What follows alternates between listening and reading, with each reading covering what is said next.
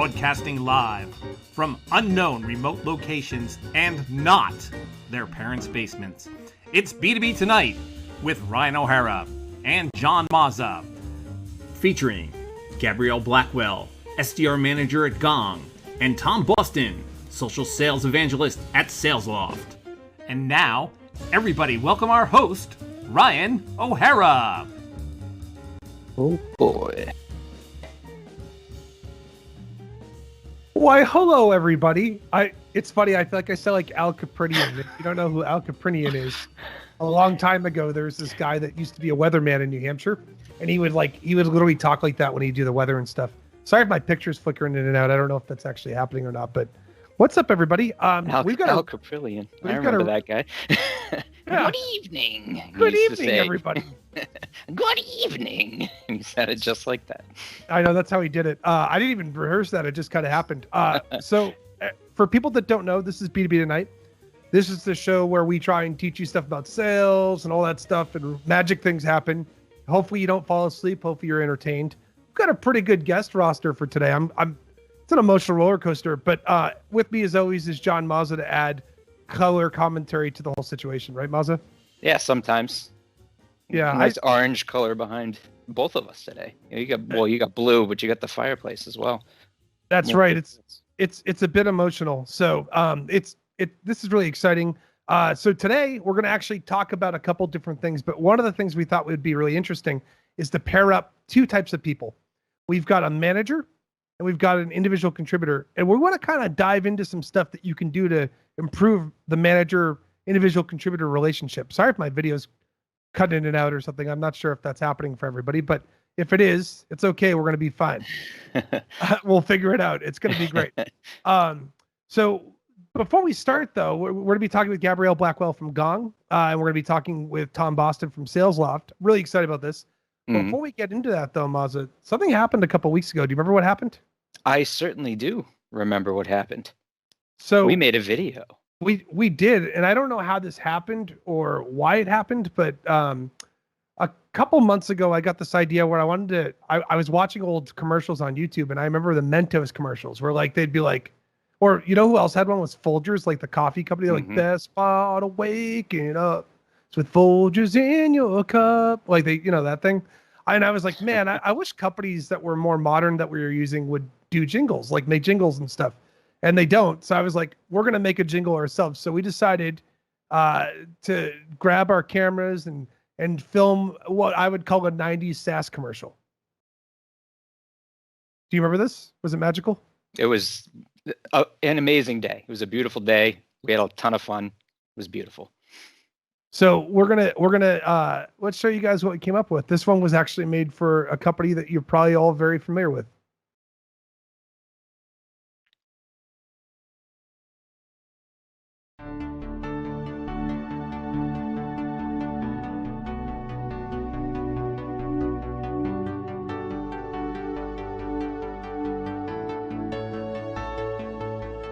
Well, you're sad and lonely sitting on the beach. Your friends and colleagues are just out of reach. You miss your meetings, you miss your boss, but most of all, you feel lost. So come out of the cavern and hiss at the lights. Thumbs up because everything's alright. Throw away all that doom and gloom because your organization just bought you.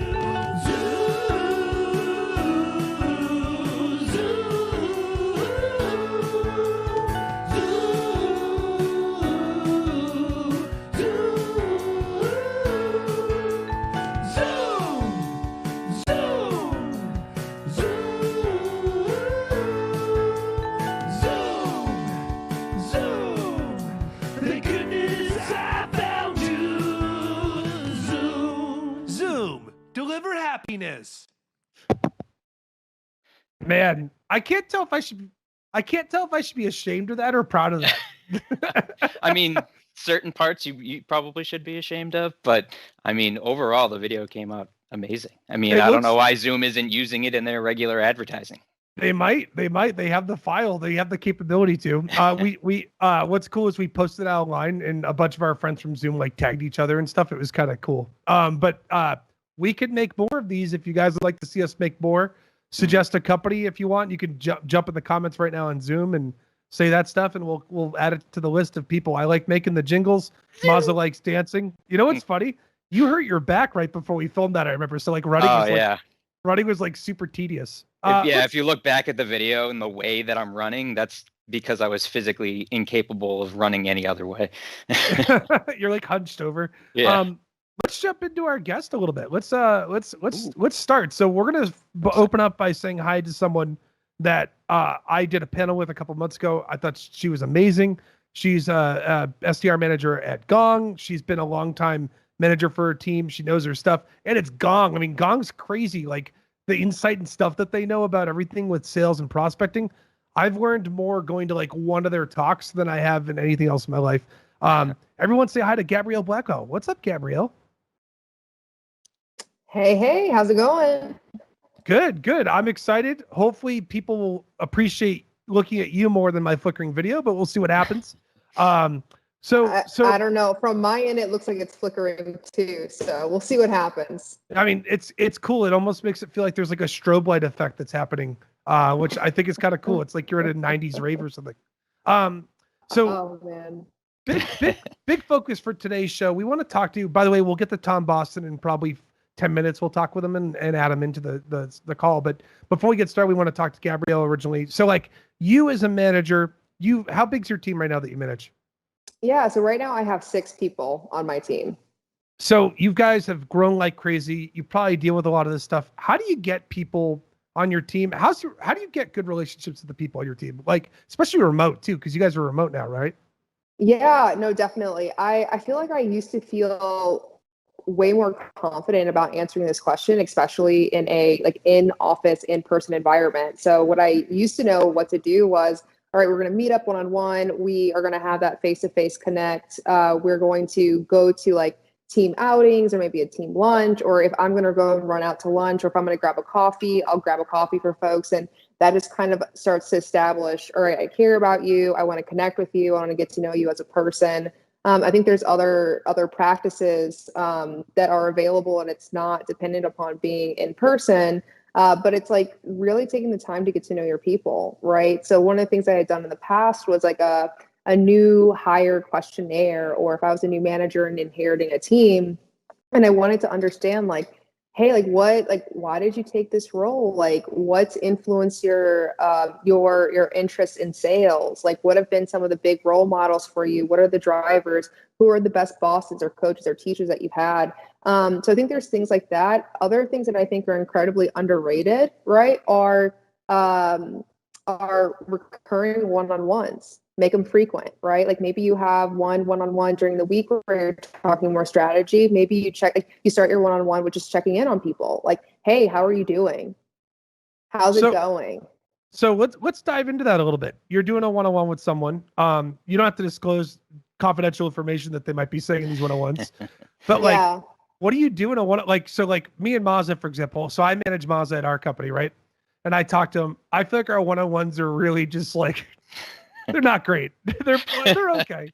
It's basically just us literally lingering in a Zoom for 30 minutes and talking. And then if we need to go over 30 minutes, we block an hour, but we usually end up talking for 30 minutes about stuff. And like one of them, it's usually about blockers of things that need to get done and things that we need help on. And then we kind of just hang out. I don't know if that's good or not. What do you think is the best way to use a one-on-one? Yeah, I guess, yeah, I've fluctuated. I'm giving like the least definite answers possible right now. So I think it kind of depends on what's going on with the person, especially when it comes to their performance. If there is somebody who is really struggling, one of the things that I'll do first and foremost is like I'll run an analysis and I'll bring that analysis to the rep, right? And I'll just ask them, hey, like here's what I'm seeing. Here's what I think might be getting in the way, right? Like, what do you think? You know? And so I've had certain experiences where it was a matter of a quick fix, right? Something, one little loose, whatever you want to call it, one little loose screw, we tighten it up. And then from there, we never really have to like deal with that challenge again. And so our one-on-ones then became maybe much more about, all right, like philosophical almost, or it seemed like much more of a hangout because we got to talk about, all right, what are the possibilities? And we got to think about experimenting and innovating. But there are times where if someone is struggling to perform, right, and it's not just a matter of a quick fix or like small pieces of coaching that'll have a big impact. Maybe it's a matter of motivation, right? Like maybe it's a matter of, hey, like I don't really feel like this is the best fit for me. Or it could be, hey, I'm actually interviewing at other places and that's what's causing my performance problem. So in those kinds of cases, like we're not going to just hang out. Right? Like we're not going to be hanging out. We're going to be having a legitimate conversation. So that being said, like I do have some folks, right? Like I have one person on my team who's getting ready to be promoted. And so for him, it's much more, or for this person, it's much more, there are those hangout times, and that hangout could look like, hey, GB, I'm really stressing about this interview, or I feel like I have so many things to balance. And so it's not about, let's talk about the metric, let's talk about the numbers. It's like, all right, hey, like, how do you get yourself into that mindset of you can, you will, you're going to accomplish, right?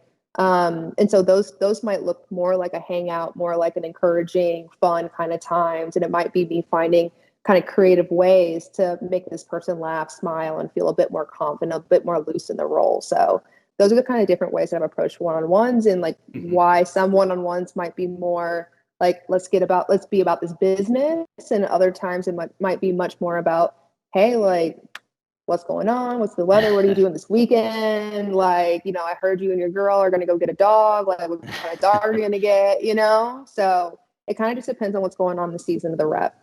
Yeah, totally makes sense, especially, depending, every rep's going to be different. I know, Ryan, we actually lost him. So he's going to be back in just a second. So that means I can speak freely about him during our one-on-one sessions.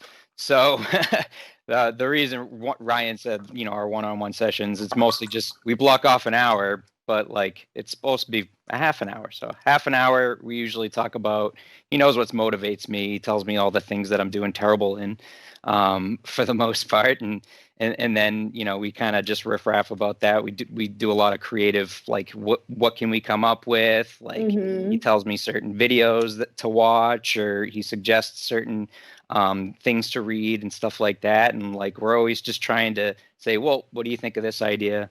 And I say the same thing with him. Well, I've been writing down these things. I'm thinking about, having these people. What do you think about these ideas?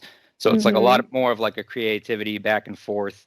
We spend an hour just kind of talking and hanging out, and usually those turn into things like the Zoom video that you saw at the beginning there. Like we were just saying one day, why don't we just, I think I started singing the Mentos commercial or the Folgers commercial, because for some reason I just start singing those, and that turned into why don't we make jingles for video for SaaS companies.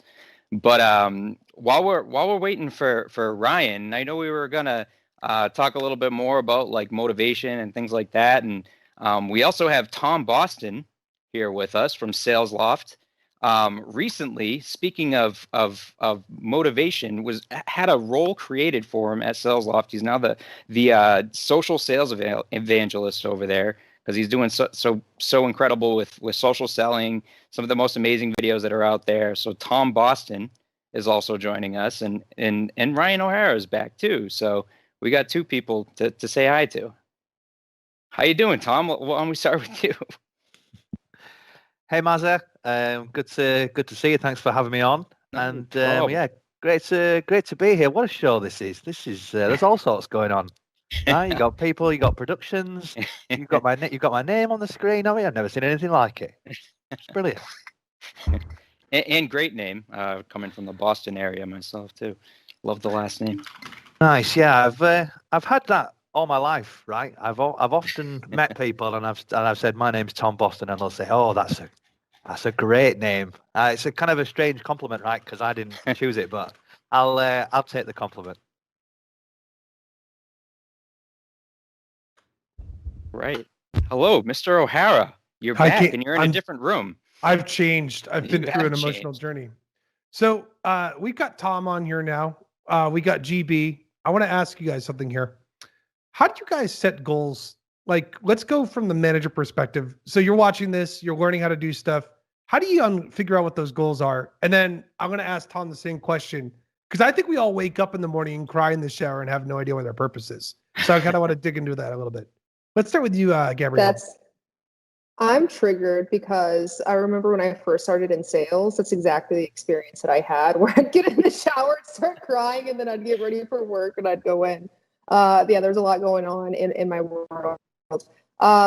That being said, though, when I was first getting into sales and what actually led me into sales, it wasn't necessarily, I guess it was a goal, but I was interviewing for a bunch of different roles that were not sales roles, and I wasn't really getting anywhere in the interview process. And so I took a step back and I'm like, all right, I really need to figure out what is going to be the thing that's going to drive me. Like, what is this thing that I'm working towards? And so for me, it was like, all right, I really want to have exposure to all parts of the business, right? And like, what kind of roles are like that? And I thought about a CEO role. And then I started doing some research on, hey, where do CEOs start their careers often? And so sales was one of the ones that popped up for me that I felt like I could do this, right? So for me, there was this kind of bigger aspiration of, all right, there's a leader that I want to become, there's a specific kind of function with the business that I want to step into. And so I that's like the first piece that drives me. And I think there's a second part of I've gone from being an ICE or an SDR to an AE, right? I did really well as an SDR role. I got thrown into an AE position and struggled really, really hard. And one of the things that I recognized was I don't want to just be promoted and I don't want to have a title just for the sake of having a title. I want to be really, really good at what I'm doing. And I also want to be prepared to be really, really good at what I'm about to get done. So when I think about what that means for me on a goal basis, I've always thought about like mapping out my career from where I'm at to where I want to go. So I want to be a CEO. What are all the different steps that I have to take? Cool. Now, what's the next logical step in my career? And then what is the gap from where I am to where I need to be, right? And I can map that out in skills and competencies. And so I can basically like just look at it of like, all right, hey, I'm just going to kind of check one thing off, right? And I have a measurement system. I also have coaches, multiple, right? I have my manager that I report into, but I also have coaches off to the side who are helping me ensure that number one, like these goals are realistic, right? They're that I know specifically what the skills are that I need to master and accomplish. Like, what are the ways in which I can start to develop some level of competency and mastery in the specific skills that I'm in the role that I'm about to get into, right? And essentially, what's my progress against that? So that's kind of been my formulation of setting up, all right, hey, here's my Northern Star, here's the ladder, career ladder to get there. And then at each point, each rung of that ladder, I know exactly what I need to work on. Yeah, you don't necessarily need to be, and you don't necessarily have to move into an account executive role. You can do all kinds of magical things. Tom, you're kind of a good example of this, right? So for you, you just changed positions. How'd you put that together? What'd you do did you have a goal of this, or did it kind of just fall in your lap, or how did that happen? Yeah, so I think with the SDR role, it's very easy to define your goals because you just want to hit your target, right? You want to hit your target and you want to be a good SDR and you want to, do well in your organization. But for me at SalesLoft, I definitely wanted to do that, but I also wanted to help build our brand here in EMEA. And one of the ways I did that was through content. I love making video. I'm also a big fan of comedy. I think of myself as a funny person, but my wife will disagree with me on that, of course.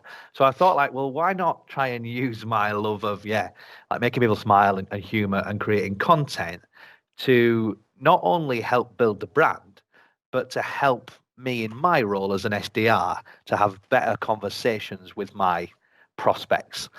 So that for me was how I set up my goals to go, look, let's see if I can maybe have some cold calls on a morning, but maybe people might recognize my voice, right? Because they've seen the content on LinkedIn, and that started to happen, right? Which made my job a whole lot easier. I was also very lucky to have inbound leads coming through on a kind of weekly basis as well, which again for an outbound rep is fantastic. So we kind of got to a stage where I'd spoke to our team at SalesLoft, and I just kind of said, I don't think I want to go down the traditional SDR to AE route. How would you feel about a role that's maybe centered around content creation, but also helps SalesLoft clients to learn about social selling and personal brand, helps build that internally within the SalesLoft organization to help our team to kind of build that success as well. Yeah. And then to really drive that on social. And I was very lucky that I got lots of yeses from the team at SalesLoft, and they were kind of behind that project. And before I knew it, I was in the role. So here we are. So Tom, how did you impress your manager with stuff? Is it, I mean, obviously your job description didn't say you had to do all this stuff and you kind of just did it, right? Yeah. How did I impress my manager? So I think the biggest compliment I got from my manager was he would have conversations with prospects, clients, and he would come back to me and he would say, "You're all that they talked about."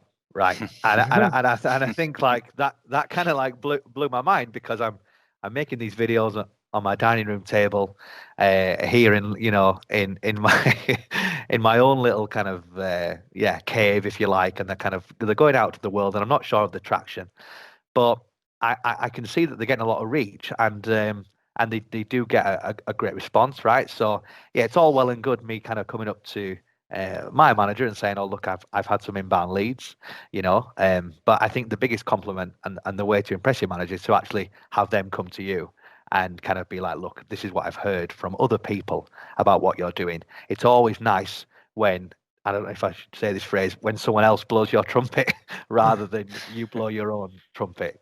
Yeah, I think that's good. That's a good philosophy to have. So let's go down the track of, let's go to the normal track of, I want to be an AE someday. Gabrielle, you've got people working for you that are obviously probably shooting for that goal and stuff. Here's a fun question for you, and I'm not going to put you on the spot with data points, but Okay. you have a mound of information from Gong about best practices and all this stuff. You guys are always pushing revenue intelligence, why you need to be coaching, what you should be listening to, what things you should be saying. Are you coaching people in your one-on-ones to get them ready for the AE role, or are you just trying to get them to hit quota as a BDR or SDR? Ooh,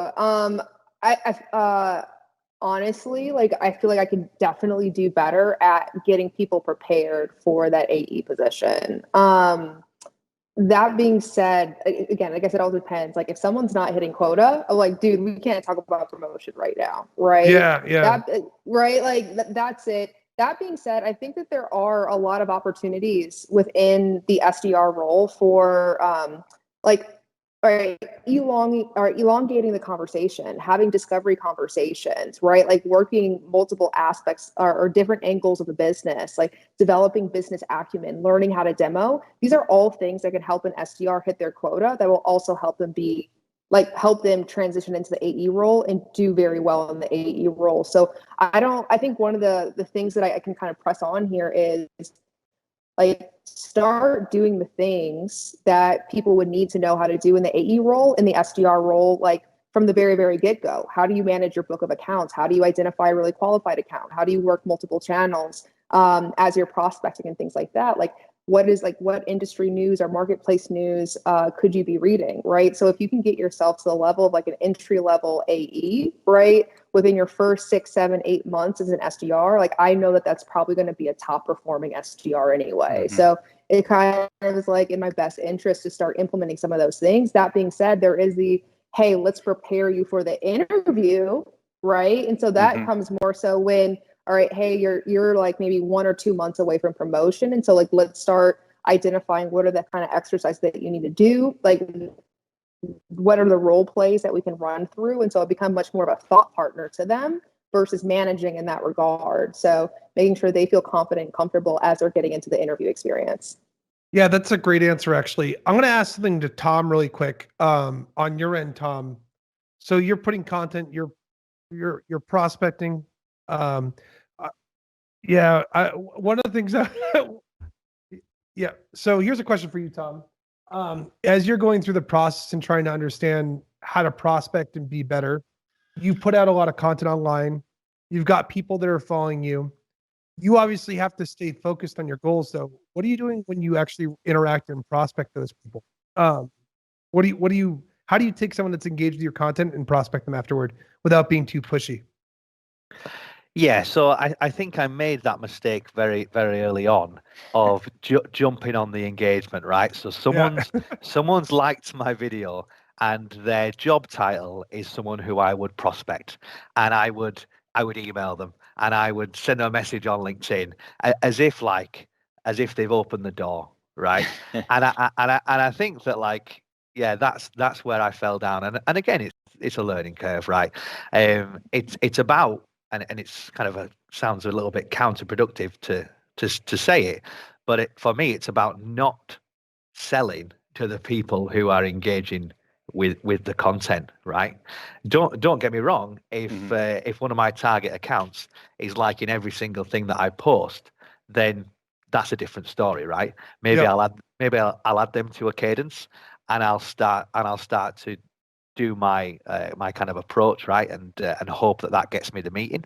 But I think what a lot of people do is if they make content, they will just go down the list of who's liked it and try to sell to every single person, and that's probably about the worst thing that you can do. I think my content has become something you can interact with, and of course I'll comment back and we'll probably have a bit of a laugh along the way, but you kind of know that I'm not going to kind of hard sell you sales loft in the LinkedIn DMs because actually that's not my ultimate goal of doing kind of what I'm doing. So before we roll back into the question track, I do want to remind people you can ask questions to both of these people. All you have to do is use the chat in Zoom, and we'll ask some questions and stuff. I think it's really great that we have both of you because we're not just getting perspective on like how you can do stuff from a management perspective. We're also able to dig into maybe some tactical examples of stories that you guys might have. And I wanted to ask Gabrielle about that on your end. So you're someone that's come in, you've got 6 people under you. If you're going the track of like managing and helping someone and trying to impress them, what does your team do to impress you? Like, how do I get your approval? As if I were like reporting to you. Yeah, I mean, I think the things that make my life way easier is when it's really something super simple, right? Like if I'm working harder, if I care more about like your work and the quality of your work and the quantity of your work than you do, that's really, really frustrating to me as a manager. Because I'm like, all right, am I constantly having to light a fire under somebody's ass, right? Like, do I constantly have to be on top of them? And there are 100% times where there are reps who are like, oh, hey, like just ping me and I'll get to work. And I'm like, hey, like, why don't you just get to work on your own? So the like little things like that of like, hey, put forth 100% effort, but do your absolute best every single day. Other things that make my life easier and things that I really appreciate is when people are proactive and saying, hey, here are some of my blockers, here are some of my challenges. That way I don't have to guess quite as much, right? And I think there's other things such as who are like how do you engage in a situation, especially when it's really challenging? Are you kind of the person who's constantly bringing up problems and only complaining, right? Or is there or is there an opportunity there for you to start thinking about, all right, what kind of solutions can I provide? So those are like little tiny things that might be like overlooked the majority of the time, but I also think that these are things can enable somebody to hit their quota, right? And that definitely makes me look good, right? It makes my life way easier. Miles, I got a question for you actually. Yeah, oh, yeah. So people might not know this, you worked here, then left and came back. I did. Do you feel like, so you've been an individual contributor for a long time. I think by the time you moved into the role that you're in here at LeadIQ, like the new one with marketing and stuff, you're probably SDR'd out at that point, right? Yeah. Like I was looking into moving into like an SDR management role. At the time I was offered this job. Yeah, I part of me thinks that like you can definitely make a career out of being an SDR or BDR or an AE too, but like sometimes people just want to get out of the rat race a little bit and do something that's at its pace. I was an SDR for 5 years, so it was as an individual contributor. What were you going through when you weren't motivated? So Gabrielle mentioned like she has to keep lighting a fire under someone. But what did you do? Like, how did you stop people from like you're sitting there, you're writing cold emails, you're doing cold calls, you got to grind an activity goal every day. If you're not motivated, how'd you keep a fire under, or did you just kind of give up? I mean, a lot of the things that kept me motivated was the helping out the rest of the team at the same time. So trying to figure out other things that you're get good at besides just being an SDR. You know, you can try to get your mind off of the everyday grind of being an SDR and get into different things. Like I was putting out, you know, a decent amount of social content when I was an SDR, putting stuff online, commenting on people's posts. I was always on LinkedIn. And then I was always networking and reaching out to people. Like, you know, about half of the meetings that I was booking were coming off of inbound leads, like Tom was saying, and stuff like that. So it was just like not having to put as much focus into do the everyday grind of the SDR role and trying to help the team out in other ways. So I see a lot of nodding that you guys can't see off camera from Gabrielle and Tom on this. Have either of you ever had bouts of no motivation? Not to put you guys on the spot, but like, have either of you ever been like, man, I just don't feel like doing this today? Like, what do you do? I see you can go first, Tom, I guess. Well, I think the word grind was used there a lot, right? And Yeah. the connotation is that you're working, you're doing a very repetitive role, and there's lots of pressure, and it's kind of miserable. And so I can see why that question will be asked, right? Like, how do you keep motivated? I think luckily for me, at Sales Loft, my kind of multi-channel approach to prospecting, which has really got video right at the heart of it, gave me an opportunity to actually not only keep myself sane, right, and not feel like I'm kind of just grinding out activities, but actually go, well, I want to inject my personality into this whole process. Mm-hmm. And towards the end of my kind of role as an SDR, I was really doing two things, right? So trying to book a meeting. That's in the job description, right? But really, before that, I was just trying to entertain and connect with my prospect on like a human level, and that's how I kept motivated, because that's different every single time, right? And when I got feedback from our prospects about the way that I'd approached them, and the fact that they loved the research that I'd done, and they loved the kind of the personal way that I'd kind of approached them, that's what kept me motivated, rather than thinking, oh dear, I have to do calls and emails forevermore, which can be kind of a bit soul crushing, right? Oh, it looks like we have a wonderful puppy grazing our screens here. This is exciting. This is why we get the bangers of the guest here. Gabrielle, what about you? Do you ever have bouts of lack of motivation, or does your dog keep you motivated? Oh my God, I'm gonna die of cute. Oh, you're muted, actually. Yeah, I'll let you get on mute. You're doing great. There you go. Sorry about that. I thought I had unmuted. Yeah, but bouts of not feeling motivated. So I was just in this conversation and we were talking about ambition, actually. And so I think there are times where I don't feel quite as ambitious, or I feel like my efforts of being ambitious aren't really worth it. I don't necessarily think there's a time where I'm like, oh man, I'm not motivated to do this job. Like I might have an off day. Like I'm not feeling great, or I can't talk on the phone. If I do, I'll probably offend somebody, like this is an email and prospecting day, but I'm still very much motivated by, cool, how do I get better? How do I improve in my craft? How do I get to that next level? So kind of similar to the Tom's piece of like, or even what Mazza was talking about, like how can I find ways of keeping the job interesting, right? And how do I keep my engagement going? But there are times 100% where I haven't felt as though, you know what, I really do want to get better at this job, at this company. Like that to me is a different kind of conversation. Like if I'm at a company where it doesn't really matter how hard I work, like I'm going to get nowhere. I'm not going to get any more pay. I'm not going to get any recognition or praise. Like I'm not going to have promotion opportunities, or worse, then that to me is where like it starts to dip. And then I think, okay, well, if I stay at this company, I'm going to lose my motivation. And I like that part of me. So then I start to transfer out and think about, okay, well, what do I need in order to be the person or to be the professional that I aspire to be? Because like that's something that I want to preserve and maintain. Yeah, I think there's also a level of, when you get to a certain age in your career, you're starting stuff out. I think the first couple of years when you're getting going, it's really about learning as much as possible, right? So you want to be a CEO someday, the sales skills that you're learning are going to give you some freak superpowers to start a company someday, because you're going to be able to pitch investors. You're going to be able to pitch your product. You're going to be able to go find product market fit, recruit people to come join there.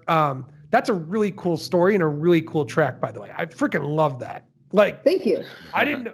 Like, I came up with it at 24 years old. Yeah, you know what's funny is we have some people here that want to do that too. Like, I've talked to other people that are on the sales team.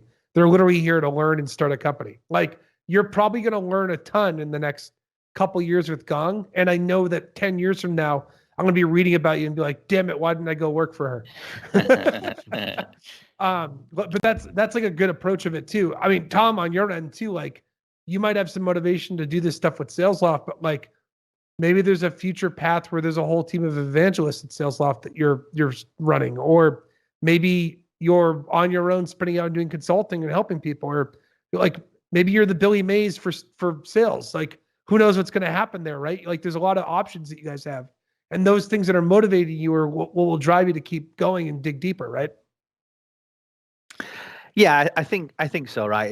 It's one of these things when you start seeing success in a role, you do start to think, well, you know, where can we go with this? It's all really exciting, and you start to kind of build on that and have new ideas.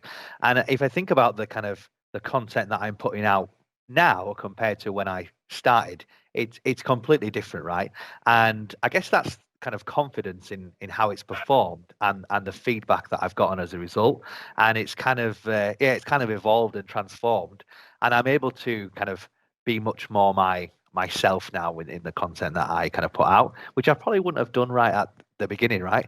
So I guess that would kind of be testament to, look, you have to be consistent in your approach to kind of setting yourself goals, but the more that you do it and the more that it grows and builds, the more you can A, put yourself in it, but B, start to really enjoy it, because as soon as you're having fun, that becomes really apparent, I think, in everything that you do. Do you guys want to get tactical for a little bit? Is that cool? Let's do it. All right, let's talk tactics for a minute. So you're watching this. We've talked about impressing your manager. We're talking about building a brand, doing stuff outside your job description. Let's talk a little bit about. We'll start with you, GB. Let's talk a little bit about, like, let's say can you leverage your manager to help you with your day job? Is that some stuff you could do too? Like, do you ever have any of your 6 reps ever pull you into a convo on something if they're having trouble with something?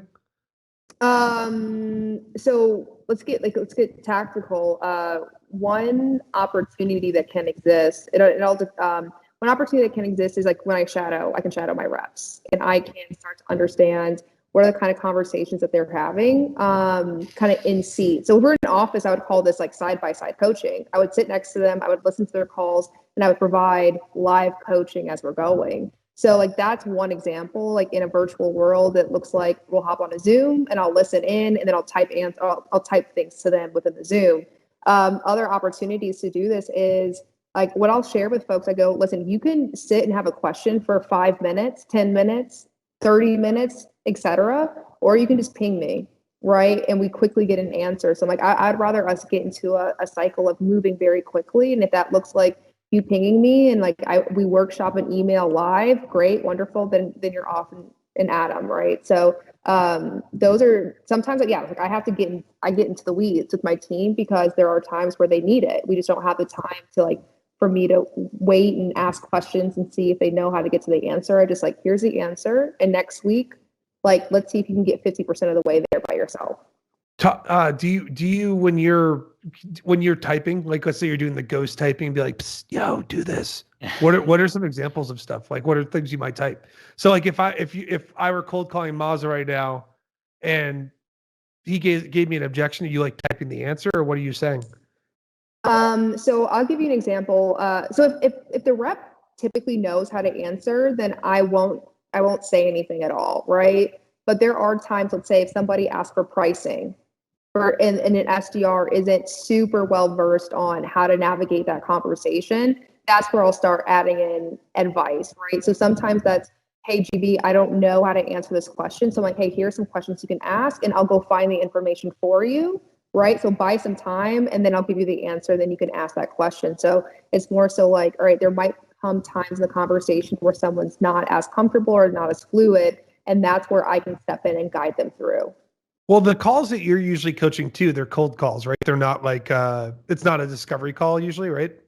Yeah, no, it's not a discovery call. Yeah, like there have been times, so I'll give you an example. So with at Gong, there are certain like qualification criteria that have to be met before we pass it over to an AE. So like we have to know that they're using a CRM that we integrate with, for example, or they have to be the right title. So there are times where the SDR will need to take a qualification call. So it's kind of like a mini qual call or a mini discovery call. And so if they're not super comfortable or if they don't know how to demo just yet, that's where I'll step in. So they'll guide the conversation up to a certain point, and then I'll take the lead from there, right? And we'll debrief afterwards and see, okay, like what can be done for you to get comfortable having these conversations later on, and that becomes the focus of coaching. Tom, when you were on the IC level and you were getting coached and talking to people, how do you multitask and do it? How do you take what they're coaching and apply it to like the call without like be like, like what do you do to like kind of take that information that like a coach like Gabrielle might be giving you in real time? Yeah, I mean, I cannot multitask, and I'm not ashamed to say it. I think that's a man thing, right? We can't do two things at the same time. Luckily, Sales Loft helps me to be an organized version of myself, with things like live call coaching, which we do, right? You're able to kind of get tips live and bring that into your conversation. But I'm never very good at kind of spinning plates, right? And doing two things at once. My kind of go-to as an SDR, if I struggle, is that's a great question. Let me make a note of that, right? Because we're gonna really delve into that on our next call. Let's book a demo. we'll talk about that in much more detail, right? I must have said that in my career hundreds and hundreds of times. You just said it here. Oh, there you go. So if I asked you a hard-hitting question, you'd be like, hey, we'll do that in the next episode. I'll answer that in the next episode. That's right. I'll make a note of that. Let me get a pen. So we did have a question from the audience. Someone asked, we'll start with GB on this one. What's the biggest obstacle you faced in your sales career so far, and what did you learn from it? Hard-hitting question. I feel like this is like my Pulitzer Prize winning question where I'm going to like get like a lot of kudos for this. Even though you didn't come up with it? Yeah, even though someone in the audience. I do like to think about, all right, like what can I control? So I think the biggest challenge that I've had in my career, any time that I've had the biggest challenge is because there was probably a choice that I needed to make that I was too afraid to make. So whether that was me being at a company and I knew that this company or the leadership or whatever was going on at the company, it wasn't a great fit for me, or like I was never going to be able to accomplish the things that I wanted to accomplish at that specific place. And so when I stayed, like things got much, much worse for me. And I felt like it was actually an inhibitor to the progress that I wanted to make in my career. So like, I think like the biggest challenge has been like building up enough like trust and confidence and to like making the best decisions for myself, even when those decisions are really hard. And I think as a manager, that can look like recognizing I could like somebody a lot on my team, and I also know like this is not a great fit. So like having those conversations, making the choice to go, this is a hard decision to make, and it's also the best one to make in the long run. So that's to me probably the biggest challenge, but the biggest lesson learned that's made a huge impact in my career. What about you, Tom? So what's the biggest obstacle you've had to overcome to figure out your life to sales, your life in sales? It would probably be finding the right organization, because a bit like Mazza, right? I'd done this role for other organizations in the past, and it's always tough when you have to leave an organization and then kind of start from scratch, right? And especially with the SDR role, there starts to become a bit of a kind of stigma attached to the fact that you've been an SDR for a certain amount of time in various organizations. I was very lucky that when I approached Sales Loft, and I was kind of maybe a little bit embarrassed at the fact that I'd been an SDR for a while at other organizations. My hiring manager at the time, Ollie, said to me, look, they've let you down in the past. How can we help to retain you and work together with you to keep you, right? And it was one of the most refreshing things I've ever had said to me in an interview, right? Because rather than someone look at that as maybe a negative, the fact that you've not found the right company yet, they looked at it as, look, how can we be the right company, and how can we help you to be the right fit? So yeah, idea a long tenure for an SDR, but then finding somewhere where I can kind of flourish. Shout out to Ollie. That's a great question. I'd love to hear that on an interview. Yeah. I'll tell you guys something too, if you're listening to this. I think that it's a very stressful and difficult thing to figure out when you should leave a company. And it's funny, everybody here basically talked about that. That's a real thing to consider though. Like, if you leave something and you might have to even restart. I think there's a lot of risk there. I mean, for me, for example, I was at Dine as a BDR and then a team lead for over 4 years before I moved into a marketing role there. And it was very hard to leave. Like, I loved all the people that I worked with, but I could see that they already had filled the top. You know what I mean? Like, the people that I had more ambition and wanted to go somewhere, and the place that I was going to go there was already full. So if you see yourself kind of not sure about this stuff, I actually think it's probably a good thing to even talk about with your manager. Like, Gabrielle, would you be pissed if any of your reps were like, I'm thinking about maybe leaving? I wish people would chat with me. And here's my thing though, not every manager, not every leader is going to embrace this, right? So one of the things that I started doing, because I have somebody who's in onboarding right now. And so I met up with him and I was like, hey, listen, we're not out here saving babies' lives, right?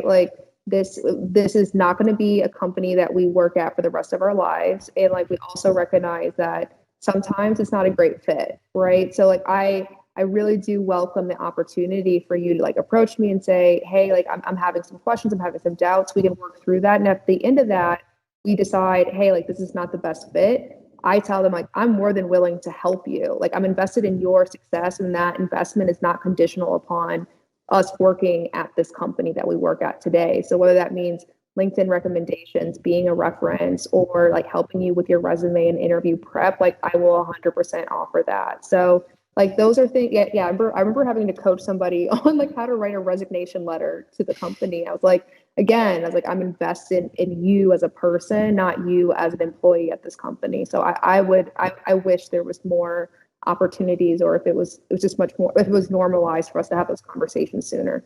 It's very hard. If you think about working in sales, sales is really about a series of confrontations that you have to make with people. It doesn't have to necessarily be bad confrontations or good confrontations, but I think one thing that just don't lie. Just tell the truth and wear your heart in your sleeve a little bit. And if they don't embrace that or appreciate it, I know a lot of you might have mortgages and kids and families and you have to pay for that stuff. But if that place isn't going to embrace it, do you really want to keep working your heart and soul and spending 40 to 50 hours a week, maybe 60 in some cases, helping that organization? You got to think about that. And if you're watching this, I hope we don't have customers and I'm like, hey, go quit your job. I'm not saying that. but if you're a customer watching this and you don't feel like that's happening, the market's pretty good right now. For job, everybody's struggling to hire. All these companies that used to not do remote are now doing remote. So there's plenty more options than just what's local and what's around you. The world is out there. The grass could be greener somewhere else if you're not feeling that. And that's part of what's compatible for you. I also think there's another thing that we haven't really tackled yet about culture too. Are you going to be a culture where your manager tells you exactly everything you need to do? Or are they going to give you the open road and say, hey, go figure out how to do it. I'll be there when you fail to help you get out of that situation. And that might be something that's different for each rep that might be watching this, right? I mean, Mazza, I know one thing for you is I probably am more of the open road, go figure stuff out on your own thing. Most and I think definitely. I realize it's not exactly how you like it, right? Well, to bring it back to, some of the earlier points that were brought up, I left LeadIQ. I was an account executive here. I left LeadIQ, went to a different company, mostly because I was looking for more of that leadership, sales leader that would be able to tell me what to do that I can learn from. So when I originally left LeadIQ is because, we were a really small company. We were like less than 20 employees and we didn't have any sales leadership. So I had to figure that out myself, and I wasn't ready for that quite yet. So I went and I learned underneath a great manager, Dan Demers, shout out, learned a lot from him, and, eventually didn't burn any bridges at LeadIQ, came back to the company and was able to, put back into the SDR role, saw a lot of success, and now I'm working back under you. So it's not really necessarily, I can work on my own a lot more now because I've had that, I've learned a lot over the past few years. Yeah. So it's a great point on that end. You can kind of evolve it and figure that out. Tom, on your end, you've been doing this stuff online for a long time now. You've got brand recognition. I'm sure people are pinging you all the time about other jobs and stuff. How do you figure out what you're doing next? Because you just moved into another role. Like, what do you set for goals now in your new role? Because like you just hit one milestone. Are you kind of just not sure yet what your next milestone is, or what do you want to do? Yeah, I think the one thing that I will miss from the SDR role is it's a very clear, defined kind of idea of success, because these are your targets and you've got KPIs, but really if you just hit your targets and you do well, then you've achieved, right? And it's very kind of structured and formatted. One of the questions I get a lot about things like social selling and personal brand and content building is like, well, what's the benefit? Like, where's the payoff? And it's going to be part of my role to define that really at SalesLoft, right? Luckily, I'm in a place where I'm going to be helping to build internal influencers within our organization and helping to do that as well with our customers, right? So that will be a pillar of success to see our sales, the SalesLoft customers achieving online with things like social selling and personal brand within their sales organizations. But I'm going to be working very closely with the entire marketing team to put some numbers behind the great content, right? So rather than just look, this is lots of likes, so that's great, but actually how do we measure that as a success, right? And I don't have all the answers, but I'm only 2 weeks into the role, so I'm not giving myself too much of a hard time. Let's get tactical for a sec for you, Tom. So how do you go about making a post right now? Like, how do you think about what you're going to do? What's your process like? Yeah, that's a really good question. So I will kind of go into, and again, I don't want to sound too too kind of self-involved here, but I will go into a creative space. Even saying that sounds. I'm kind of rolling my own eyes, right?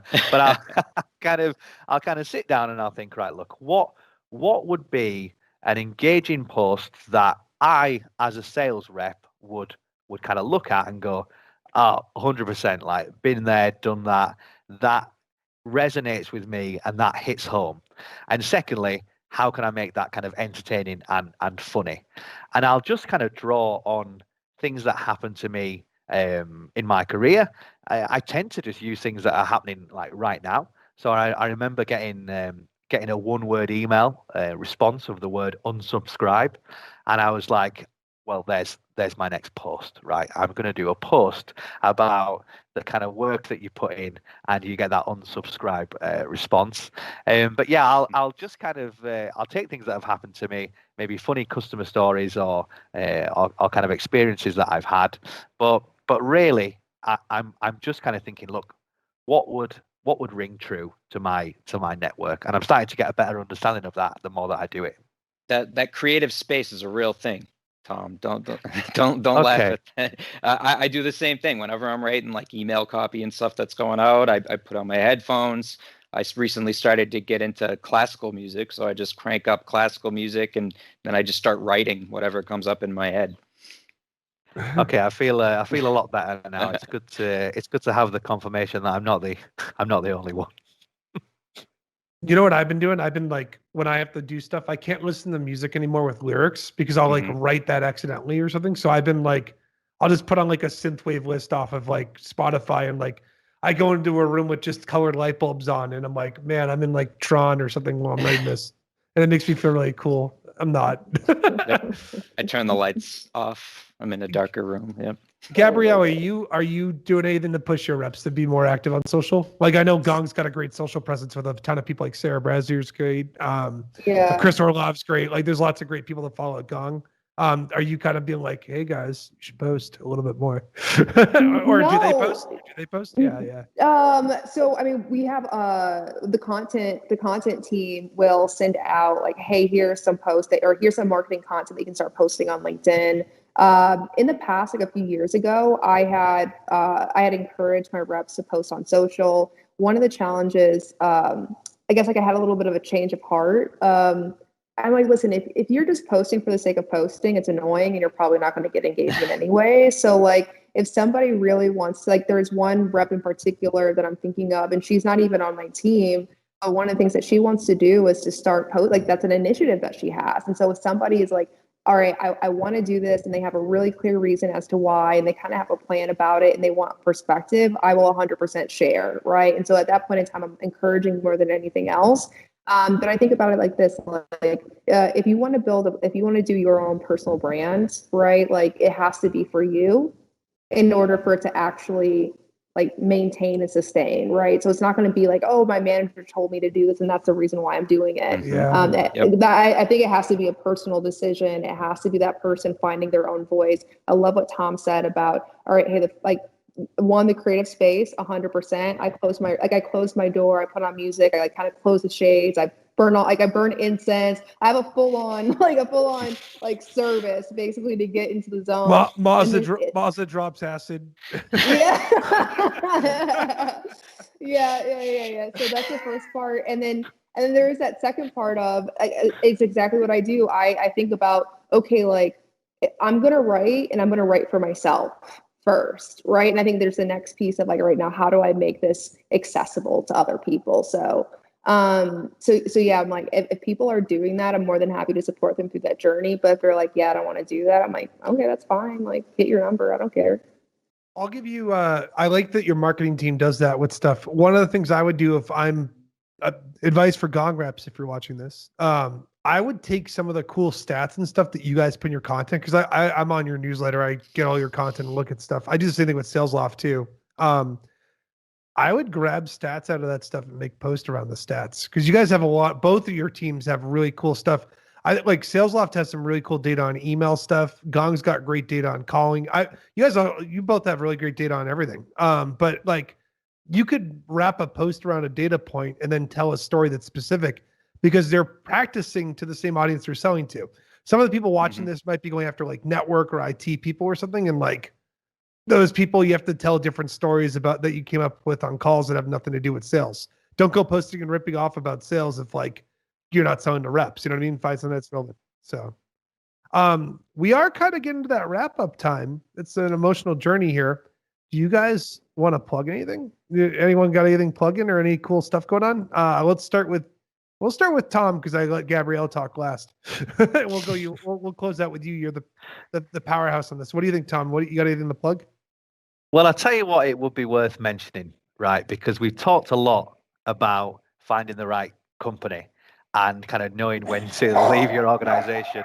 SalesLoft are hiring right now in EMEA, and we're hiring like crazy. So if you're, sorry, there's a dog. I'm being interrupted by a dog. If you down, boy. The dog wants a job. Dog wants a job. You can't see this off camera, but the dog's attacking John Mazza. No, I'm just kidding. All right, go ahead. We're hiring here in EMEA, and we're hiring SDRs like crazy, and we're actually looking for someone to backfill my role right now. So yeah, if you want to come and kind of get involved with everything we're doing, ping me a message or check out some of the available roles we've got online, because this is the best job I've ever had, and I think that people should hear about kind of like why, you know. Yeah. Well, thanks for coming on, Tom. And Gabrielle, what you want to bring us home? What do you got? You want to plug anything? Yeah, as long as Luna doesn't interrupt me, like full on Kanye West. So I'll plug in. Yeah, I'll plug in. So Gong is hiring like wildfire as well. I think it's an amazing company, right? There's a bunch of really cool things going on. I think it's an amazing product as well. And to say that like leadership is great is one thing, but I think what makes leadership great is there is a focus on constantly improving and constantly getting better and constantly leveling up. So like if you come in day 1 versus day 30, like you're going to have an improved organization already. So that's the first thing. And the second thing I'll plug in is every Saturday I run a clubhouse room alongside my co-host, founder Alexine Moudouar, called the Women in Sales Club. And so it's all about how can the full community of salespeople, men and women included, support, empower, and enable women in sales to be rock stars, right? Not just in IC roles, but as well as in leadership. So sorry for the dog. That's my plug. I will note on my end too. Alexine Moudouar is awesome. I did a podcast with her. She's so cool. So that's exciting. Go check that out if you want. Tom, Gabrielle, thank you for being on. Maza, I don't know why you're still here. Please leave. Please get out of here. No, come back. Sit on the floor. I'm just kidding. Just sitting come on back. the floor. Thank you very much. Thank you guys for coming on. We'll talk to you later. Thanks a lot. Bye. Good job, everybody. All right. Thanks, Tom. We appreciate it.